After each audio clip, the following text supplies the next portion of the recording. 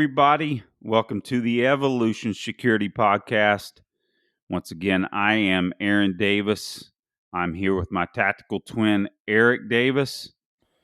And we have another awesome guest tonight. His name is Jerry Wetzel from Red Zone Threat Management. Jerry, we are so stoked to finally have you on. We've been talking about it for a bit. The stars finally aligned, and we have you on. So if I just kept hounding you guys, eventually you wouldn't be able to escape. And once I ran into Eric at the Combatives Summit, I'm like, all right, I got him cornered now. So there's no way out of it for him. I have no shame. I'll just say this, and Aaron, I'll give it back to Aaron. It's like, I cannot understand how it's taken this long, because I've wanted, I've told Aaron about you, and I've known of you, and like your videos and a lot of what you've been teaching around the world, and also interacted with you on Total Protection Interactive. I've been on there since I started on there maybe 2005, somewhere in there. And so, but anyway, great to finally have you on the show, brother. It's good to be here, guys. Yes. So, Jerry, why don't you go ahead and give our audience a little bit about you? Let us know where you're from and all that good stuff, and what got you to where you are now. All right. So I started before the UFC. I'm an old man. I'll be 50 tomorrow. And I guess we're old too. Pre-UFC, I was doing the JKD thing and trying to figure out, with like a lot of my contemporaries, how to combine skill sets into something functional. As a kid, I was a Bruce Lee kid, but I was never into the whole cult of Bruce Lee. It was more just a means to try and put things together, and he seemed to be on the right track.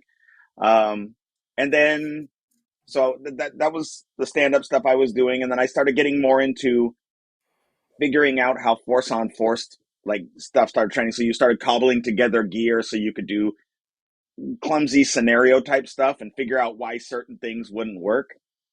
Then UFC hit, and a bunch of my training partners went and did jiu-jitsu, which I should have done. I mean, I run a gym in Southern California, and, well, I didn't at the time, but a lot of them went and trained with Mark Eckerd because one of Hickson's brown belts was teaching, but I still wasn't sold on jiu-jitsu, and I figured it was just kind of a necessary evil that I would get into.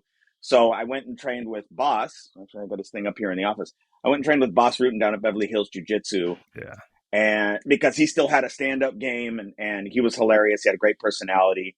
My time probably would have been better spent from a technical standpoint if I had done jiu-jitsu instead, because that the Japanese pankration approach to grappling just doesn't have the elegance that Brazilian jiu-jitsu has. But it was a great experience. And then once he started fighting in the UFC, he was never around at the gym anymore. And so you'd have Marco Hulas or some of those guys coming in to cover his classes. Nice. But I stopped training there and finally started training jiu-jitsu with Higan Machado over in Torrance. So fast forward 10 years, and now I had been teaching in my garage off and on. I got married, and my wife said, you know what, you're not teaching out of our garage. So I opened up a teeny tiny 1,000 square foot facility and started running it there in 2001. And 22 years later, I'm still doing it. It's my full-time gig. I run a full-time MMA gym, and then I also travel and do the Red Zone stuff. And they both have, I mean, the day job, the brick and mortar business, is fun, and it's fulfilling, but there are some gaps in terms, obviously, because you're still doing the combat sport as a combat sport. So my gym has jiu-jitsu classes, Muay Thai classes, and conditioning classes. Before I turned over my stand-up striking classes to one of the coaches here to run as a strictly Muay Thai class, I was doing more of an MMA style striking class, so a little more focused on the hands, dirty boxing, takedowns were always available. And so it was kind of mixed in that way. So that's where we're at right now. Now, as far as the Red Zone stuff is concerned, and I'm sorry, I'm kind of just going off on a tangent. You're good, buddy. Keep going. coming from the JKD Kali background, I taught a lot of the weapon stuff, that everybody was doing out of the Inasano camp. And a person close to me was in an encounter where he was attacked, and nothing held up. He was cutting the guy. He was trying to defang the snake, and it didn't work out. The guy didn't drop the knife. Eventually, they kind of swung at each other. He got his clothes cut through, but fortunately, nothing hit him. And then it separated. But I sort of had a crisis of faith at that point. This was maybe 97. And so I kind of junked what I was doing because I was angry, like a little angry atheist teenager who was just throwing out things because I was mad because it didn't work and I felt betrayed. And so we started going, you know what? Let's just get some gear or minimal gear, get a training blade that hurts and a come at me, bro mentality, and then we'll see what evolves. And in about 2003, we had what was the Red Zone Knife Defense program. I had to come up with a name for this thing that we'd been doing in the gym. And before I did that, I had, chronic low self-esteem. So I'm like, no, somebody's got to be doing this. So I'm looking up all the videos, VHS tapes that you could find at the time and seeing who else was doing knife programs. But what we were doing in the gym had just kind of had a different take in terms of the positional control. So we're like, okay, so we put our name to that. So a lot of people associate it. Like I said, if I have a name at all, it's because people know about the Red Zone thing because I got into a lot of online arguments with a lot of notable people about, the way that we did things. And they would say, well, that wouldn't work. And they took it as an offense because it was against the more orthodox approaches to weapons defense. But what I started to see is I had this very pragmatic approach to knife defense, right? No fanciness, no nothing. Train everything 100% and be as honest as you can about the problem. But then my approach to the empty-handed portions of self-defense were MMA. I'll MMA them, right? Striking, takedowns, throws, good, but it didn't really have. It was still a sport model tried to be applied to a street context. And it's not quite the same. It's a great foundation. Like having a good striking foundation, having a good jiu-jitsu foundation is important, but there are nuances that you have to prepare for. And nowadays, it happens a lot more. I mean, at the Combatives Summit, you saw so many people with their takes on these things and grappling in a weapons-based environment. There wasn't as much striking, but I guess we'll get to the summit in a little bit. I don't want to digress, but no problem. And actually, we had talked about switching what I was showing because originally I was going to be teaching the knife defense, and they're like, hey, can you show the adaptive striking program instead? This was like the day before, but it was kind of like, I can, but there are some things that I wanted to show and address. And so I stuck with that. And then for next year, I'll probably be showing some striking stuff.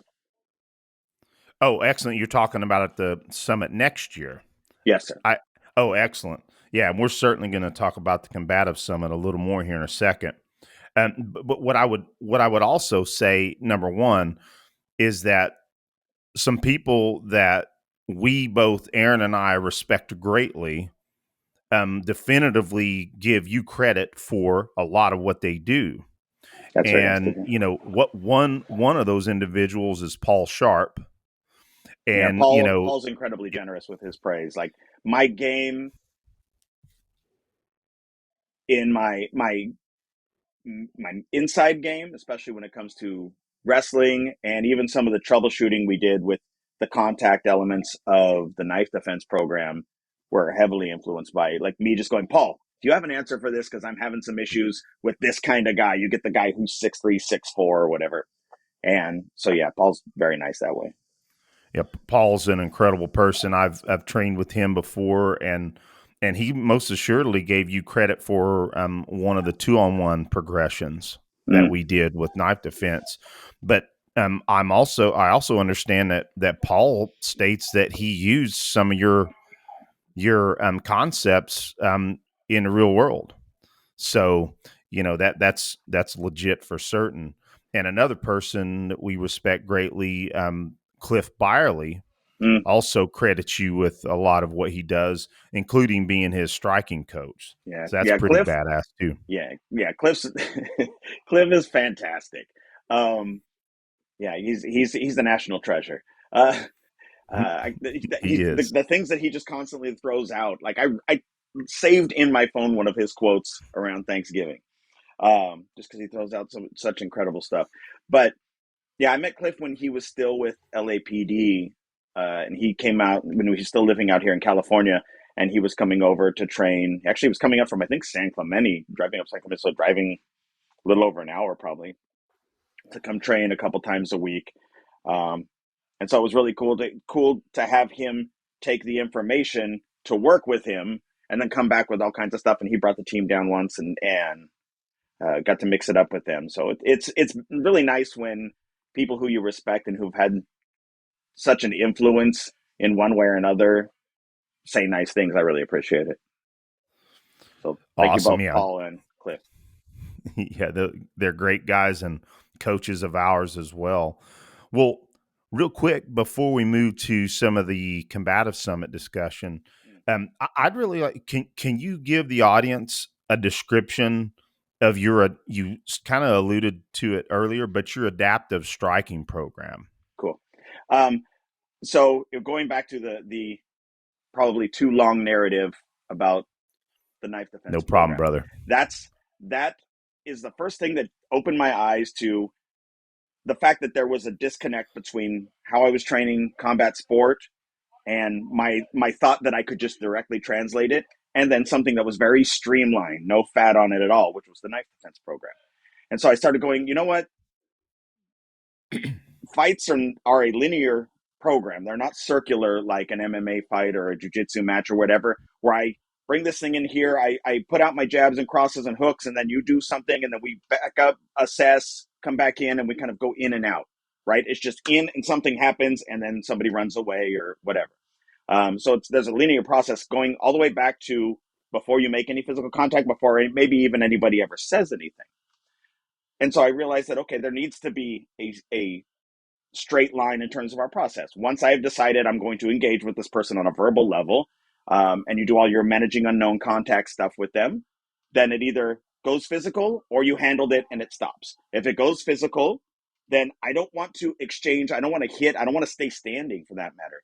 Not that I necessarily want to be in a grappling match, but there are too many things the person can do when we're standing, because they still are free to move away from me, pick me up, do all kinds of stuff. And if they're big, strong, on PCP or God knows what, it's going to be an issue. And when I'm in a standing entanglement, your tunnel vision's like right here. So my peripheral vision, my ability to see what's going on or them going to a weapon gets diminished the longer we stay in that standing entanglement. So I'm always looking. For me, once I make physical contact, it doesn't stop until I put the person on the ground. Whether I go with them or not depends on the context. But it gives me more time to create space to disengage and go to tools, to run away, or to hold them there and chill them out, or to put them to sleep or scale force up as I need to. All of that later became known as the Red Zone Prime program. Right. So under Red Zone Threat Management, we have the Knife Defense Program Prime, which was the first book I put out, and then Adaptive Striking, Ground Fighting Overview. So those are 4 programs we have, and then we have a women's or self-defense thing, the Chrysalis program. But the Prime outline is basically, once I realize this is going to be a physical altercation, here's how we lay it out, how we prioritize, and again, how we throw out as much of the fat as we can, so that what we're left with are techniques and tactics that will work for most people in most situations, against most people, with and without weapons, right? Which again, the longer I stay in a standing entanglement, the more likely something presents itself. So I've got to find a way to end that. Now, that's the ideal. Things don't always work out the way we want to. I may be ambushed. I may be pinned against the wall. I may have all kinds of problems. The person may decide to force a takedown on me, right? Just grab on and try and rip me to the ground. So the adaptive striking program fills in the gaps where my prime curriculum fails. So it's basically the gaps between grappling and striking. But it fills in the gaps so that I can get back to my main game plan, as opposed to turning it into a striking fight. So if I grab him by the head and I'm fighting out of a single collar tie, It's so that it keeps their hands occupied. If I drop them, great. But otherwise, as their hands come up to deal with the striking, I can go back into a better control and rip them back to the ground, which is what I wanted anyway. So I need to be able to hit when they want to hold. If they grab onto me, rather than me just grabbing back and both of us sitting into a wrestling kind of pummel, I will allow them to use their hands to hold onto me while my hands are free. So being able to stay on your feet, being able to deliver strikes effectively, being able to access and protect my tools is important. So I don't need to grab just because they're grabbing me, but that's kind of what we do, right? That's why in the early UFCs, once everybody kind of accepted that grappling was a thing, you had a lot of really long, boring rounds where guys would just kind of grab onto each other and fall. Yep. Because they accepted that they had to grapple, but they didn't yet buy into the fact that they needed to learn how to do it properly.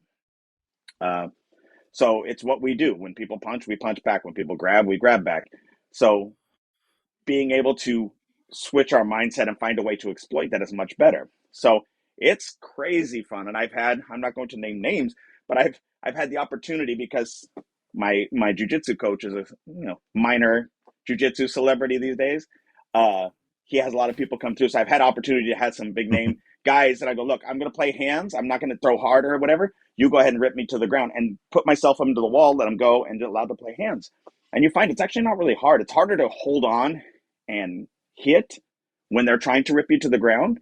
But if you can keep your hands free and use head position and hip position and angles, you could stay on your feet and just fire shots. And a person who's purely trying to grapple runs into some issues with that. It's the same thing wrestlers, people think there's no striking in wrestling. There's striking in wrestling. These guys beat the crap out of each other. But any grappler who's ever wished that they could just hit the guy in order to make this work better would like the adaptive striking program, because it's where that fits in, where your striking fits in with your grappling, and where your grappling fits in with your striking. Because basically, if they're trying to tee off in here, the last thing I want to do is stand in mid-range with somebody and exchange, because that's the shots that you don't see happen, because everything is, like I said, you're in that tunnel and it's very blurry what's going on. So I'm either going to be inside or outside. And if I'm trying to put them on the ground, I'm going forward. And one of the things that's a consistent gap, and it wasn't even me, it was one of my longtime students who actually, all of the same guys that Drew, who's one of my students, Drew Pruse, who's actually from back in the TPI days, and he's been training with me for a long time. He's PD out here in California, but he brings out all of those guys to teach seminars all the time. And he was the one that kind of pointed out to me that one of the consistent qualities in all of the programs under Red Zone Threat Management was pressure. And a lot of times what happens is when people started realizing they need to integrate wrestling or combat sport into their combatives game, into their self-defense game, they tried to just directly connect it. So all of a sudden guys learned a little bit of Greco, learned a little bit of wrestling, and then put on their gear and went and tried to just wrestle the guy. And there still needs to be some seasoning. It still needs to be adapted for the environment that you're putting it into. And what ended up happening is guys would crash into the clinch, and then both guys get underhooks, and now both guys are swimming, and both guys are just wrestling. Except it's not even good wrestling, because they're not wrestlers. They're combatives guys trying to put wrestling in. Mm-hmm. One of the things that is an equalizer on that is when you realize you're basically going to shock and awe. So when you tie on with the guy, you need to be driving constantly. It takes away their ability to back up and open up space to throw punches or to clear tools, because you've got them on their heels the whole time. And if they drive back in, then cool. I can now do all my pulling stuff, all my snap downs and throws or I can turn them and open up space for myself. And all of these elements are available in combat sport. All of the techniques are there. The tactic is a little bit different because it's not set linear and because both guys are playing the same game, right? And the rules of the game dictate how it's played. So if both guys are just trying to put in wrestling into a combatives environment, you just end up with wrestling with weapons and not a game plan for a fight. That's good. And see, and then just to take a drink to make an exclamation point. That's great explanation, Jerry. I don't think I could have drawn it out of you any better. so Well, so drawn out awesome. is the appropriate term. So speaking of the Combative Summit, so that, again, knowing you for years online, but never having met you before, finally this last September, we met up at the Combative Summit, which I'll start the discussion this way: is, man, what an incredible event, and I just wanted to know what your thoughts were on the event as a whole. Honestly, I was 100% behind it, and pretty skeptical, quite honestly. Like, John hit me up and said, "Here's what I'm thinking about doing," and I'm like, "Whatever you need, I'm in. Okay, we'll make it happen." But I'm like, having been, again, this is 20 years into doing this as a full-time gig and running across the egos I've run into with my own coaches. I'm like, how are you going to get all of these guys in here? Because none of them are going to get paid what they get paid. And they're all going to have to share the limelight, so to speak, right, with each other without pulling egos or asking for more time. And I knew, like, there were some of the guys on there. I know Cecil, I know Craig, I know. So there were some guys I knew wouldn't pull that, but there were a lot of people I don't know. So I'm like, there's just no way with the amount of people he wanted to get in there. I didn't think it was going to go through. And he did it with flying colors. And that must have been a crazy hustle to try and juggle all of that stuff and make sure everyone was taken care of. Uh, the event itself was amazing fun. It was great to be able to meet Yugu and to be able to meet so many other people that I've only had online interactions with. But also the collegiality Yeah. between all of the coaches and kind of support. Like, there wasn't what I feared would be there, which was quite shocking, honestly.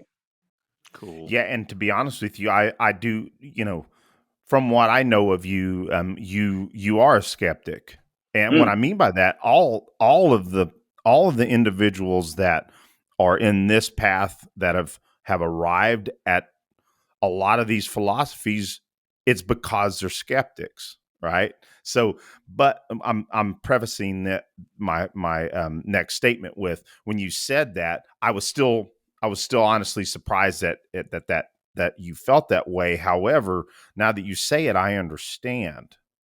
But you're It's right, man. It was an amazing. There was none of that. I mean, the environment, just the feel of the whole event was just awesome. I think one of the things that's been cool to see evolve and kind of was proven by that summit was that there are a lot of people who, regardless of what their initial background was, sort of started their own problem solving journey to deal with what they saw as shortcomings. So there was an excitement of discovery that everyone kind of brought with them. Everyone went, I got to find a solution for this because I don't like how this is being run, or how they learned it, or they found ways to tweak it. And so instead of bringing their egos, they brought enthusiasm for the Mhm. topic, and they were interested in what solutions other people came up with. And for me, like, I'm trying to think. There was a couple that really set out. It was cool actually for me also to see, like, even Cecil, because I'd never actually seen any of his coursework in person. Right, I've known him since he Oh was a wow. blue belt, and we used to see each other at like straight blast gym stuff. Um, but it was neat to see his stuff. Ben's stuff was awesome, and he and I are very very similar in terms of how we think and coach. So I enjoyed watching his stuff a lot. Craig's stuff was great. It was cool to watch John be able to hold the room the way he did. It was Mhm. neat to meet Aaron Janetti, Yeah. and see kind of where he's at and how he's solving certain things. So yeah, that whole event was really neat. I'm looking forward to another one. So, and I Oh, think I think everyone saw absolutely. after, by the end of it, that okay, we could definitely do this again, and we would do it better next time, especially like the Q&A. Um, Yeah, that needed an MC. it did. It did. It absolutely did. I will agree with that. Well, So one difference, I'll be there this year. Yes, Can't thank wait. God. I was yeah, bummed when I heard you weren't it's going to be gonna. there. Yeah. It'll work out this time for sure. Thank you. So Jerry, so I'll just, I don't want to go into all the details in your content or your module, but I think it's important for people that may not have any knife control training or dealing with the knife to a certain extent. I kind of want to give them an idea, kind of what your base or what some of your base is, and so in my opinion, it has a wrestling feel, but to your point, it's not wrestling for wrestling. In You know, fact, it's I would argue that some of my approach is opposite of okay. wrestling. Mm-hmm. It has a grappling element 100%. Mm-hmm. But Mm-hmm. the way I teach head position, I never go to inside head position, because a person with no game and a ton of panic or mania will grab onto your face if it's anywhere near them. And someone posting on your head is legit even without game. So I don't bring my head to the inside, but it's a great place to put your head in wrestling. So that's one area where I don't do it. And I think with regard to all of the programs that I teach, but knife defense, since we're talking about it, one of the, it's on some of the logos and the stuff outside there, is one of the quotes that I always use is, "What is your test?" Because people contact me all the time and say, "Hey, I saw this really next level collie stuff, and I think you're wrong about your assessment about how they do their empty hand stuff." And I'm like, "I'd have to see it." And then they show me some pattern drill or two-step sparring thing, and I'm like, I mean, when you tell me these things are legit, I'd have to ask you, what is your test? What is your test for that? You know what I'm saying? If Yep. you are giving somebody permission and put money on the line, to give you an idea, all right, it's $500 if you can make this work, right? Or if you can stab me, right? Then they're really going to give you some energy, right? Even a person Yep. who loves you will come at you. And now you can really test it, as opposed to them working with you to make this thing work. So with the foundation there, the idea that somebody's coming at you with that intensity, where they actually have something they think to gain from stabbing me multiple times, you find that there are relatively few things that will actually work, and I've got to get control of that person. So it all becomes kind of working up the ladder, shut down the weapon bearing limb, body up on the person, and find a way to put them on the ground. Right. The linear process of the knife defense program is where I went, well, why not just do that empty hand too? Like, rather than exchanging with the person and using a straight MMA approach, which is, again, a great foundation. I'm not a hater. I run a gym, but I don't want to exchange. I don't want to get into an altercation with somebody and find out that this guy's Golden Gloves, that this guy's a big name fighter in some other country, and I just didn't know who he was, and I just opened up space for this guy to light me up. So if I'm going hands on, I've got to make this encounter as brief as possible. So I'm always looking to shave off time and to throw out anything that will only work on certain body types. And because I teach, and I have to teach people who have limitations in size, strength, mobility, whatever, I've got to find the things that work for most people against most people in most situations. So it has to be grappling that isn't explosion and power based, which a lot of wrestling is, right? Um, it is probably that wrestling is probably the single best foundation for combat sport, because wrestlers have a work ethic. They'll go until coach tells them to stop. They'll go throw up and come back, right? They're not worried about getting taken down, right? And you can teach them to deal with some punches, and they're good at getting up if they choose to. So it's a great foundation. But from a technical standpoint, like we said before, there are things we need to alter in order to streamline this thing, so I'm not just wrestling for wrestling's sake Mhm. against another wrestler. Because a lot of the positional stuff is set up to deal with the fact that the other person is trying to take me down at the same time. Not that the person is trying to punch my face off or may have a weapon in his hand or is just going to tie me up while his buddy's going to do something to me, right? I don't want to be in a prolonged clinch. So I've got to have an end goal. So not just to the clinch, but through the clinch and to somewhere else. So whether I'm dealing with the knife specifically and trying to tie onto the person, shut them down, get them so that they can't move away from me and they can't use their potential size and strength advantage of to their advantage, by putting them on the ground to where I can get the weapon out of play, or I can go to my own tools because he can't move away from me briefly. I forgot what I lost my train of thought on that. But all of those processes involve getting to control and putting them on the ground, and that's the knife defense program in a nutshell. Yeah, I'm not a big fan of going to tools to deal with a knife. I'd rather have control of that person before I decide to go to anything on myself. I want both hands free to go after them and take whatever they have away from them. And you find, and this goes back to, I was saying that same thing that a lot of the guys who were at the summit have experienced and put into their own thing, and then it kind of manifested in their own way, which is, if you're honest about the problem and you go, you know what, we can test that. And I don't mean it for it to sound arrogant. God knows, because that drives me crazy in this community. But all of this stuff is testable. You can get the gear, and there's plenty of safety gear out there. You could come up with whatever idea, but then let's go try it, right? And let's just be honest about it. And if it works, it works, and if it doesn't, it doesn't. And between the coaches, that's that thing that I saw that everybody kind of had in common, was they all had that same problem-solving approach. So when yep. someone said, "Well, I have a difference," they're like, "Okay, let's try it," or show me why that works, because you came up with a different solution, and it works out. Well, and you know, Jerry, to give, well, two things.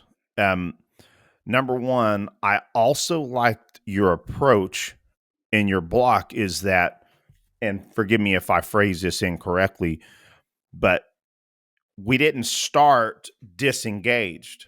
You said we want to start with the problem first.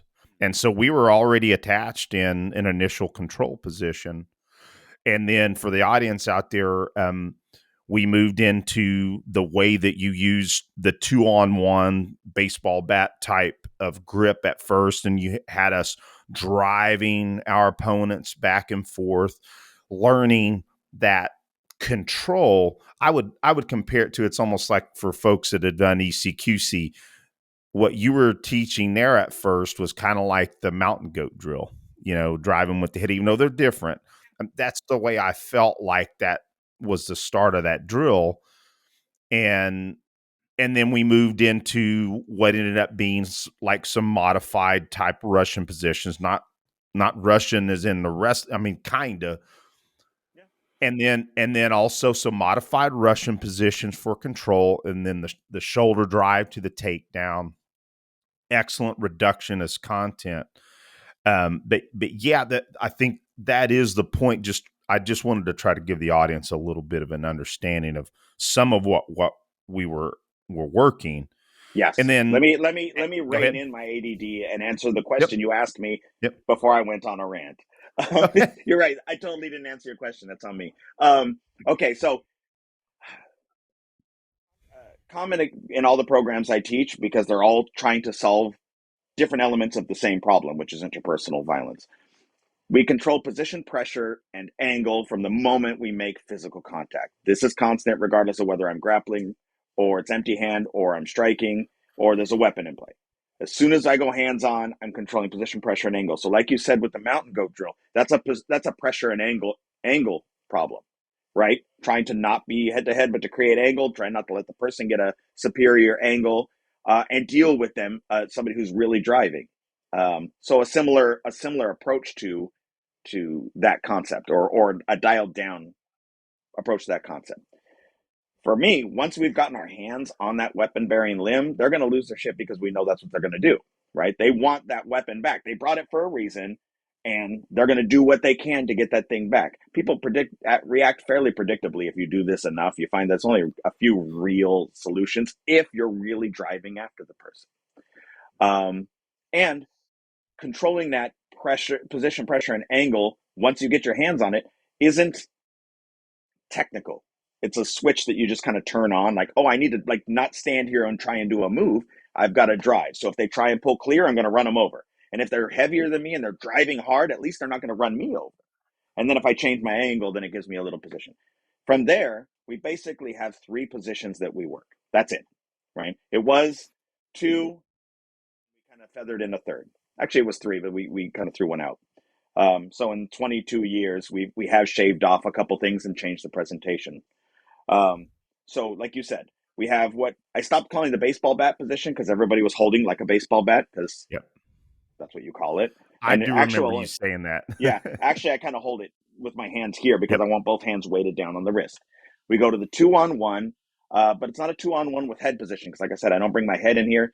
And if we threw a knife on the mat in my gym and you grab that position on anybody in a Muay Thai or Jiu-Jitsu class, they're all going to snap your head down, or they're going to post on your head and then square back up because you've got an outside angle. So I keep my head to the outside of the shoulder when we go 2-on-1 because for me, the 2-on-1 isn't a standing control position. It's an angle to put them on the floor, similar to an Uchimata or something. Like, Nice. once I drive in and they're pushing back hard, when I go 2-on-1, I'm spiraling them down to the floor on their face.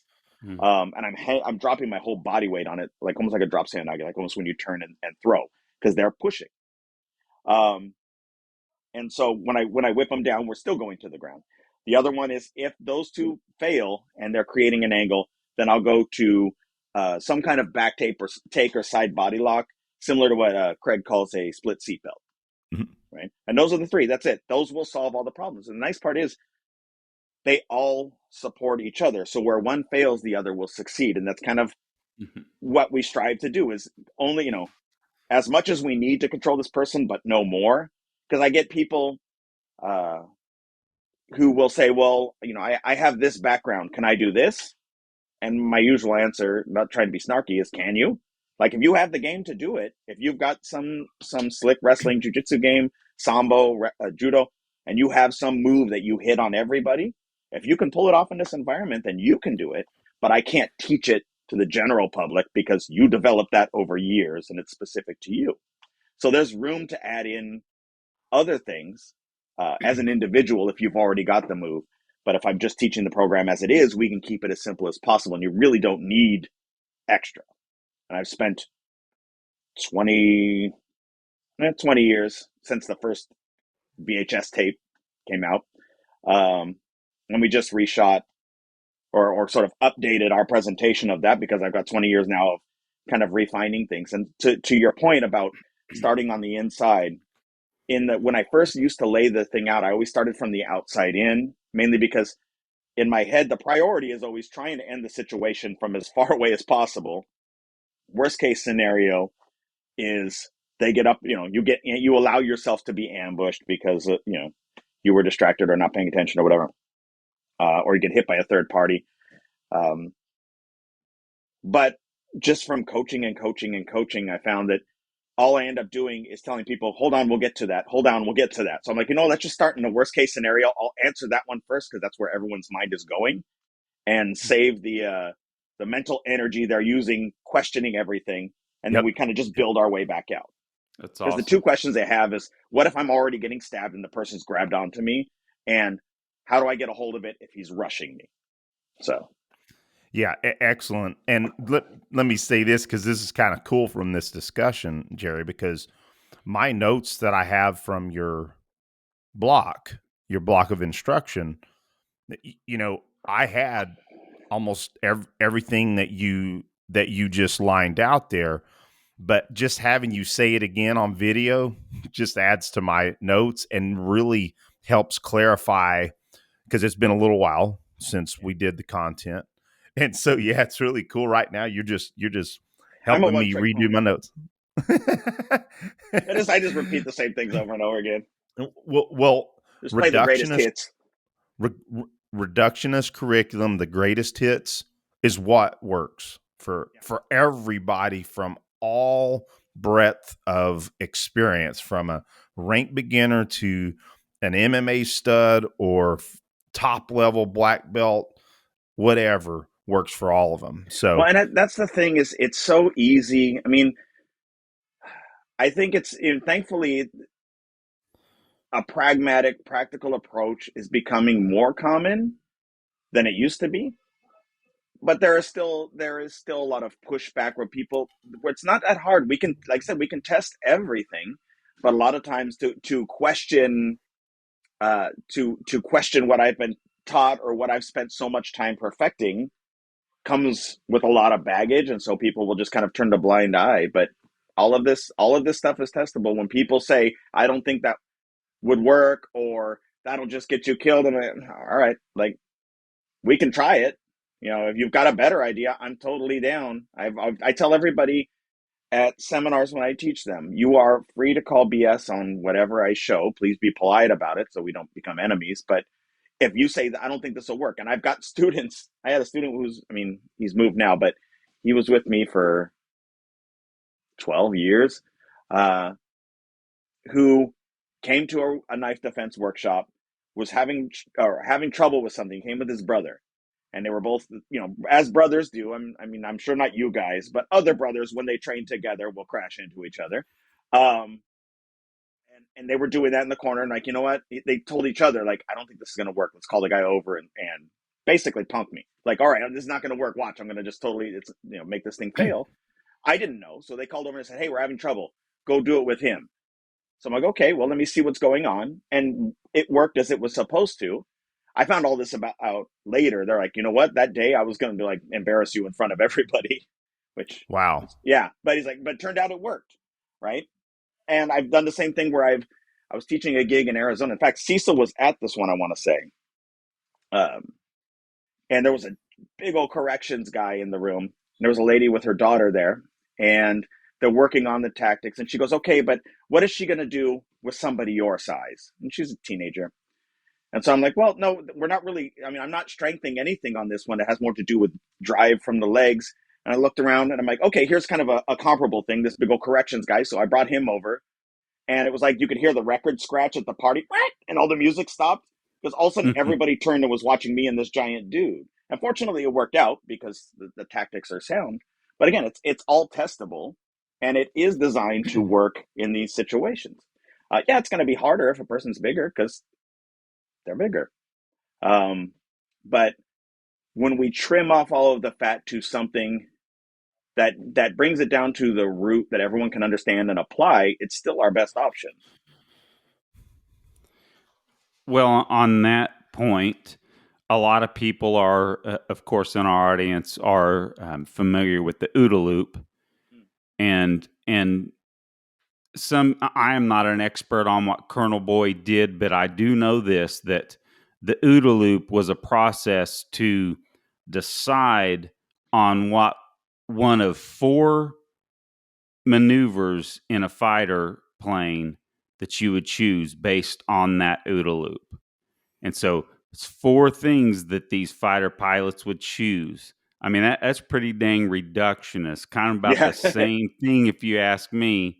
No, So, I mean, 100%. this whole reductionist concept I've seen as I am not even close to, I don't have close to the years that Eric has, but he kind of pulled me in here after he had been in at this higher level of reductionist and learning from guys like Craig and Cecil. And then, of course, so now we know lineage from you too, that I witnessed how this reductionist attitude and not attitude, but approach is freaking effective. So Yeah. I always try and remember that OODA loop. What it really came down to was those choosing one of those four maneuvers that the fighter pilots had at their disposal. Yeah, it's a commonality in combat sport. I mean, that's the coolest thing about, because again, it was I was going to play music, or I was going to run a gym, right? I was going to be a ninja. Those are my two things I want to do as a kid. Played the music thing, but I don't have the talent for it. And I had a window of opportunity to actually start training martial arts and teaching it for a living. So that's where I ended up.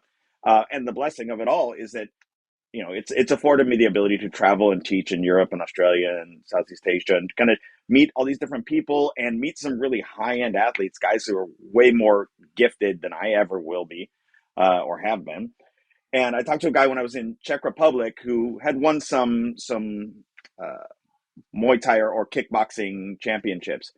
And we were kind of talking about the stand-up thing. He's like, I'm not very good. He's like, it's most of the stuff, and this is through broken English. But he's like, right straight, left kick, maybe cross hook, right kick.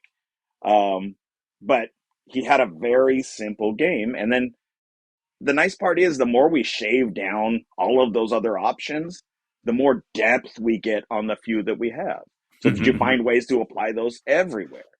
right? Maybe I don't, in order to make this dish, maybe I don't need more ingredients. I need to get better at understanding how to use the ones that I already have. And I think that was an issue in martial arts in general that I was brought up with, and that a lot of martial artists had, which was the idea that it was an accumulation of some new moves that were going to solve these problems, as opposed to getting better at whatever skill set you already had. Combat sport helped with that because it gave you a very tangible way to experience this and process this. And when you start having success on the mat with different people, it reinforces it. And I think without that foundation, without that feedback of bodies to train against, we run into issues, and then people start sort of theoretically coming up with solutions. So again, starting off with the knife defense thing, you can kind of tell when when you watch, you're like, they haven't trained that with pressure. These guys aren't even driving. You can dissect things fairly quickly because you've been training so much with pressure that you already kind of see where it's going to go. Well, and Jerry, and to kind of close out an understanding for the audience, and it was brilliant the way that you started with the problem first instead of, okay, how do we get here? Mm-hmm. But and you only had 4 hours, or two. Was it 2 or 4? Two. It was I 2. thought it was That's going right. to be Okay. much longer, So, and then I found out so when I got there, I'm like, oh, okay. yeah. Streamline. So for our audience out there, so they get an idea, you close the loop on that though. So then we started at distance, and from the normal, what it would be a typical knife stab, for lack of a better term, at that point we're not trying to stop or catch. It's that kind of dive into it, and that Yes. double in the 2-on-1, and then move into the control positions. It was excellent. The most So yeah, yep. counterintuitive approach is moving forward against somebody with an edged weapon who's trying to put it in you.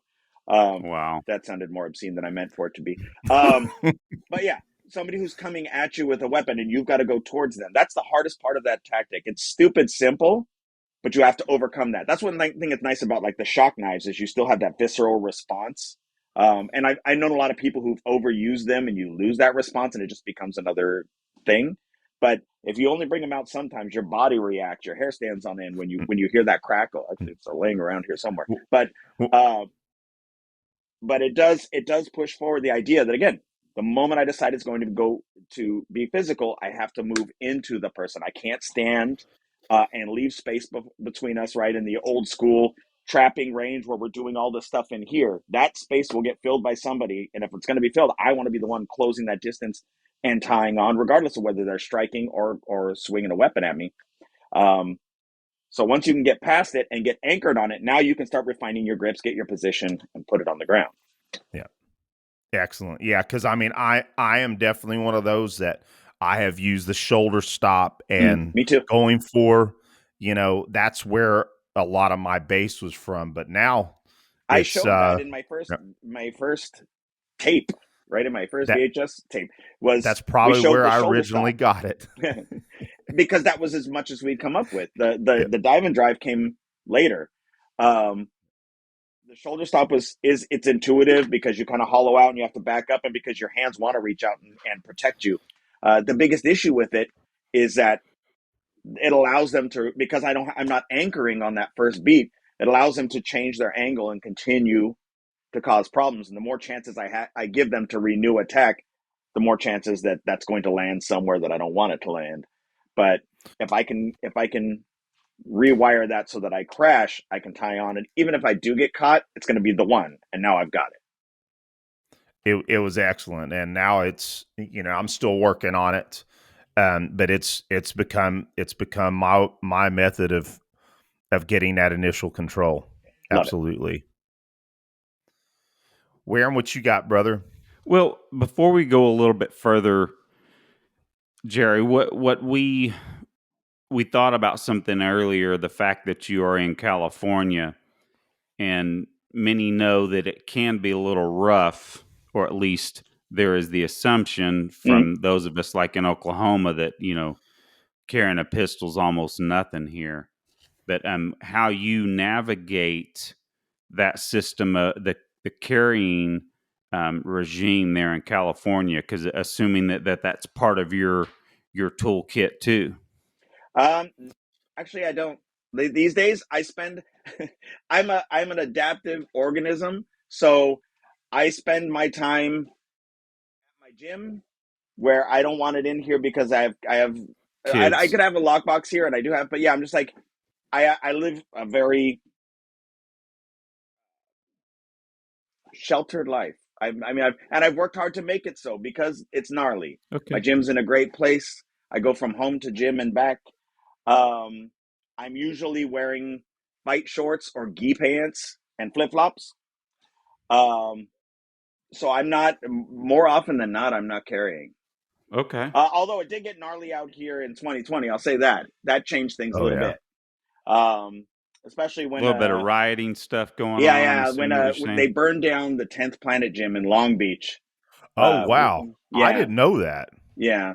Um, and of course, all the California people went, what? And so then you started calling everyone going, hey, there's supposed to be, this thing going on in this neighboring city, or actually a few blocks away from the gym. So then people start showing up at the gym and you just kind of get some food and hang out. So yeah, it was interesting. Wow. Well, cool. Well, we probably should have asked you about that beforehand, but I'm kind of glad that it came out the way that it did. Thanks, Jerry. And so, as far as your red zone knife defense videos, now Mm. you mentioned earlier, and maybe we can talk about that a little bit. So you've been refilming and are preparing that for a release as well.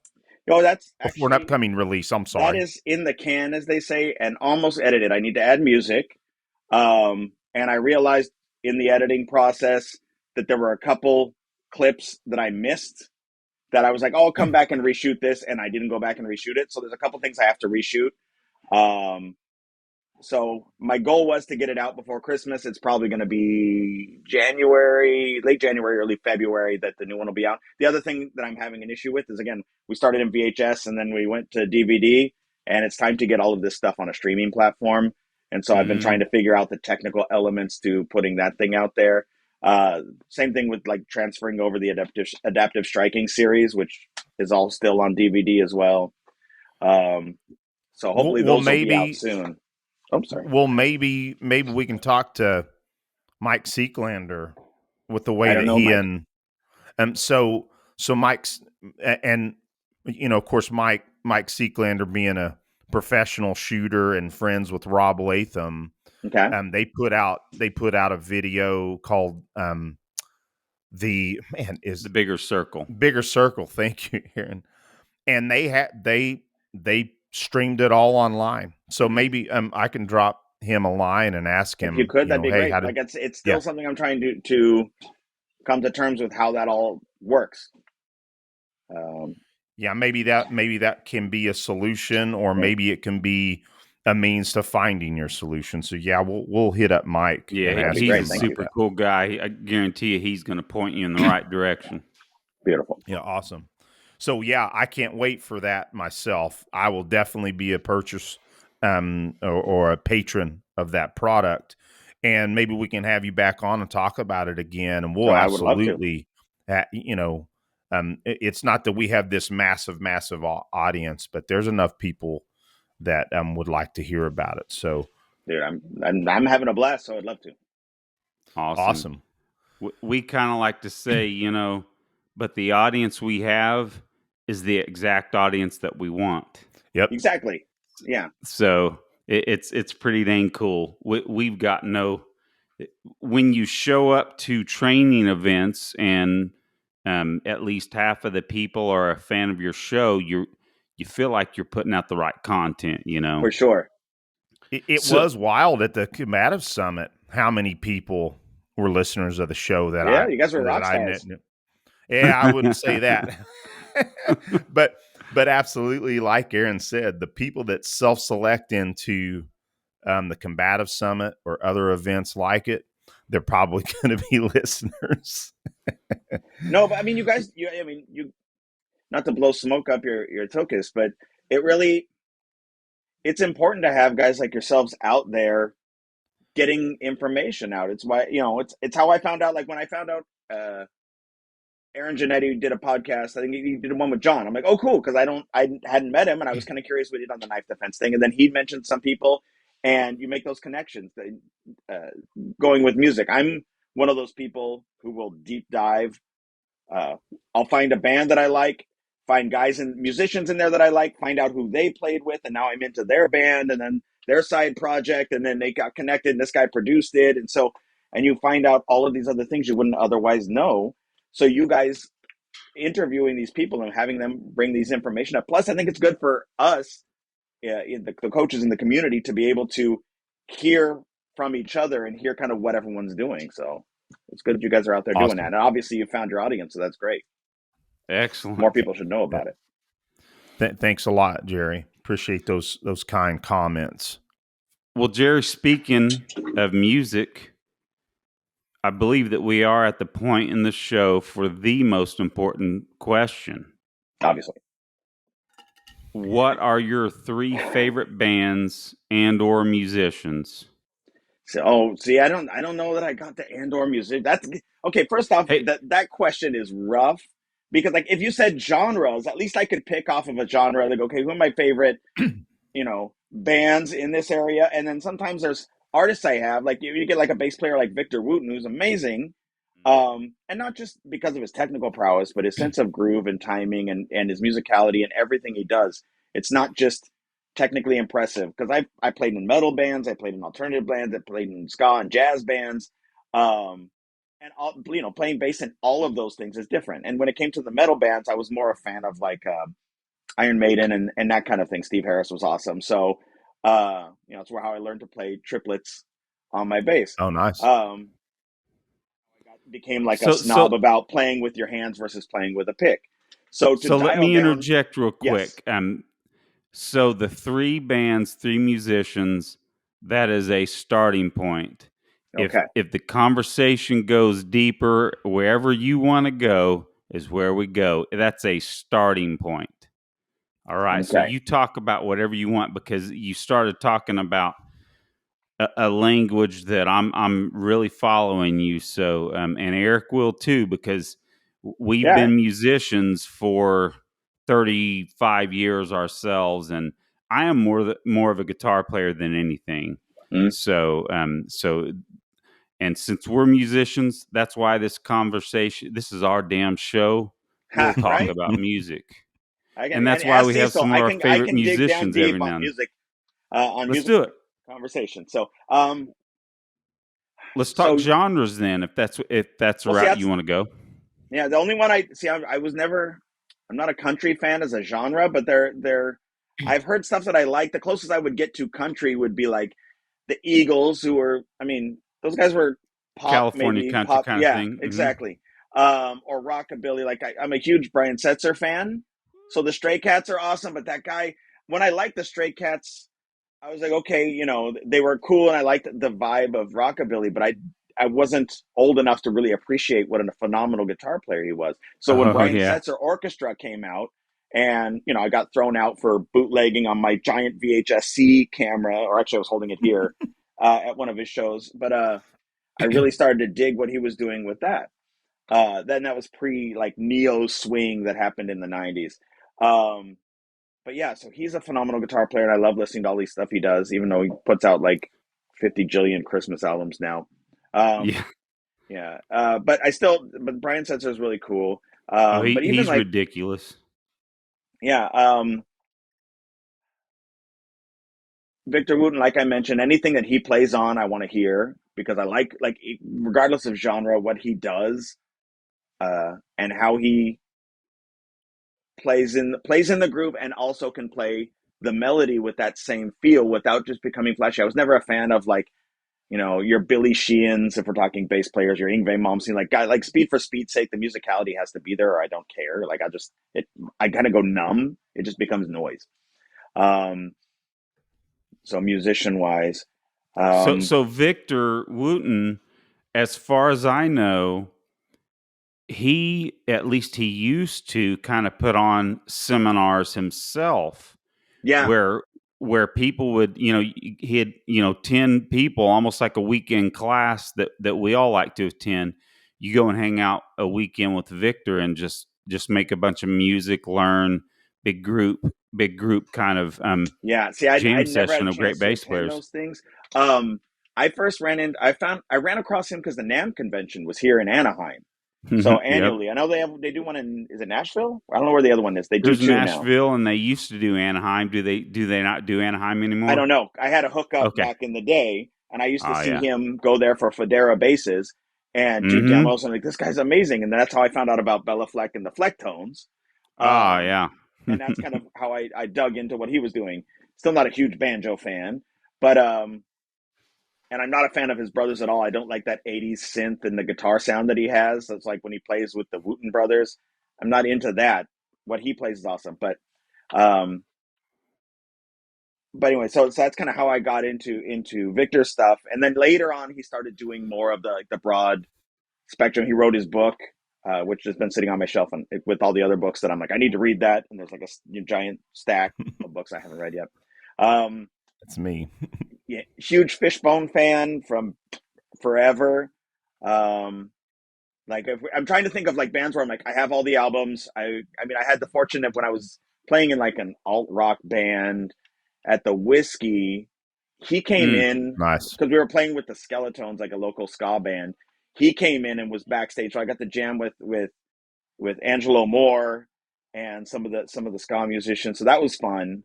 And kind of as a Fishbone fan, I kind of marked out for him pretty hard. So that was a neat experience. And the more like the stuff he's doing now, I think is just trying to regain the glory days. But Truth and Soul was a phenomenal album by Fishbone, as was I really enjoyed Give a Monkey a Brain and He'll Swear He's the Center of the Universe. I'm trying to think. So Fishbone Primus, though, like it's an acquired taste. Les Claypool does his whole weird stuff. I like Primus, and I liked Tim Alexander, who's a big gun guy now, from what I understand. He's really into Well, like that stuff. The drummer, Tim so Alexander. Go ahead, Aaron. If maybe you're not aware, we've had him on the show. I did not know. Oh, you know what? I And did know. I didn't realize it was your show. I remember I mentioned to Eric, or I don't know, one of you guys, when we first started messaging about doing the podcast a long time ago, and somebody told me that, and I marked out. I was like, dude, Tim Alexander's on there. It's like my favorite drummer that played with Primus. So He's that's cool. absolutely hands down my favorite drummer. Yeah. My biggest influence. Even though I don't play a lot of that anymore, if you hear me just kind of jamming or playing some grooves and stuff, you'll hear some Tim Alexander in what I play. Yeah, well, he always had like that crazy kit too, that Neil Peart style, like everything, every percussive instrument I could find, I'm gonna strap to this thing somehow. But Neil Peart was his biggest influence. Yeah, there you go then. Yep. I don't know. It's Christmas time. The Vince Guaraldi trio was amazing, and he was always able to kind of capture the seasonal thing. But just like I'm very into power trios. I mean, Fishbone wouldn't be a good example, but that's kind of more of a ska influence. But like the Police, huge fan of the Police. I love Stuart Copeland. Yep. I like the lyrics. He's influenced darn near every drummer. Yeah. No matter genre. He like and Minimal Kid. Well, actually, that's not true. Synchronicity had a big old kid. But so obviously, drum and bass players like always draw my attention. I started playing bass because out here in Southern California, the Chili Peppers used to play local skate shows, and so when I was in middle school, I was a skater. And rock on. I would see the Chili Peppers play at the skate shows. So you'd have the half pipe and then the Chili Peppers on the stage on the side there.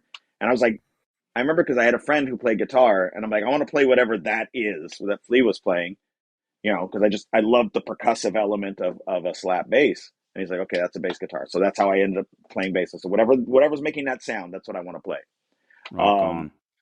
Well, so real quick, you said power trios. Are you by chance a fan of King's X? I am.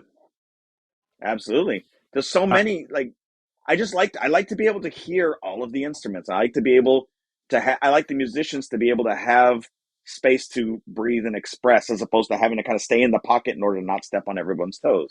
And the more you Mm-hmm. add in there, the more you kind of have to, if you're playing for the song and not just to get off, you have to step back. But the trio allows it to breathe, and I like that.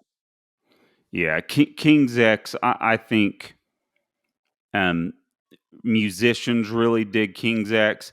I unfortunately they never kind of went as big as maybe No. some of us would like them to. But you know what? At the same time, man, some of the best music just is not hugely popular. Well, I But mean, not to sound like a cynic, but the stuff that's made for the masses is made for the masses, and it's the lowest common Yep, denominator. yep. Um, exactly. and that sounds music snob, because I think there has to be Well, but it's musicality. kind of true. Yeah, you know, Depends like on I depends on who understand it if you don't is. like Tom Waits. I like Tom Waits, and again, I got put on to Tom Waits because he did uh, the voice of Tommy the Cat in Tommy the Cat Yep, from Primus. I was like, who is yep. that? And like, that's Tom Waits. You don't know Tom Waits? And then it turned out I knew Tom Waits songs, but I didn't know who he was. Or that Rod Stewart covered one of his songs. Um, but yeah, so like again, but you either like them or you don't. It's an acquired taste, and I get it. Um, so, and I guess that's what a lot of the punk rock scene. I mean, even the logo for my gym, right? This is the Black Flag logo with the Ah, Misfits font. cool. Yeah, it's That's for one awesome. of my gym logos. I have the shirts that have I this Dig. don't too. I don't think I've seen that, Jerry. That's Oh yeah, That's awesome, yeah. cool. man. So it's the Black Flag logo, but I use the Misfits font right here. Um, Interesting. yeah. Just So kind Legit, of man. kind of mesh it up together. Very well, that's the cool. cool part. Is I'm like, yeah, it's my gym. So it's like that. And that's the hard part. Is like even making the videos. I spend so much time trying to find the right music. I'm like, dude, just get it done. And not overthink it. I knew you were rock and roll. I honestly did, just from the interactions, but you're definitely rock and roll, Oh, yeah. man. Oh, yeah. If we had done this at my house, like there's an upright bass and like where all my stuff is, and a bunch of guitars and my jazz bass and a keyboard. Like I have like a whole little music setup in the background, but I'm at the gym. Sounds like some jamming I think gonna it needs have to to happen happen. at some point. Well, we've got a bass player, a drummer, and a guitar player. That's We what I'm got saying. a We power have our own trio, power right? trio. Man, Yeah. Awesome. I We'll have think to we're make that Like just putting a we're happen. doing band an event together. at my gym. We always do a Christmas roll at the end of the year. It's like a Ah, 2 hour thing. I turn off the lights. I light up my gym with like Christmas lights and whatever decorations, and I project on the ceiling. Get a TV with the fireplace on, and usually I just curate a fun. Christmas soundtrack for the 2 hours, and we have some kind of refreshments. But basically, it's just an open map. But this year, I might Sounds actually awesome. have like a local jazz group coming in here to do live music during the Christmas roll. So we'll see how Heck yeah. that works out. But it's in the early stages, and I still have a couple of weeks to see if it'll work. That'd But I be thought super cool. yeah, that'd be fun Well, man, make sure if that happens, take a little bit of video if you have time. I know that might be hard. Bare minimum, just let us know if the live band it kicks off for if sure. you get it happen, because I'd love to hear about that. Yeah, that'd be really neat. Well, I guess we're kind of at a closing, Jerry. I would hope that this starts, as Aaron says, repeat offender. We would definitely love to have you on. As much as we can get you on. I'd love to be So back, we need. man. There's plenty of things we could talk about. Oh, Obviously. absolutely. I don't know if anybody else is going to want to hear it, but yeah. Oh, I'm positive of it, Jerry. Positive, buddy. Well, man, I think then we'll just go ahead and let you go for the evening, and if you got a little class to still attend to, and I'm we'll still here for just a say couple good hours. night then. All right, Well, guys. and Thank you and so make much. make sure real quick before we get off here Oh, that people can get a hold of you. Oh, okay. Yeah, if you want to find out more about the program, go to rzthreatmanagement.com. That's for the red zone stuff. Yeah, and centerlinegym.com for my gym in California. And then on the social media, both Insta, Facebook, that kind of stuff, you can look up Centerline Gym or Red Zone Threat Management, and you'll find us up there. And Rock I'll on. put all that in the show notes as well. Cool. Thank you. Jerry.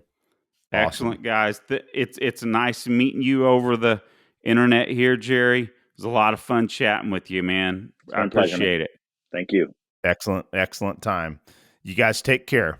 All right. Thank you, guys.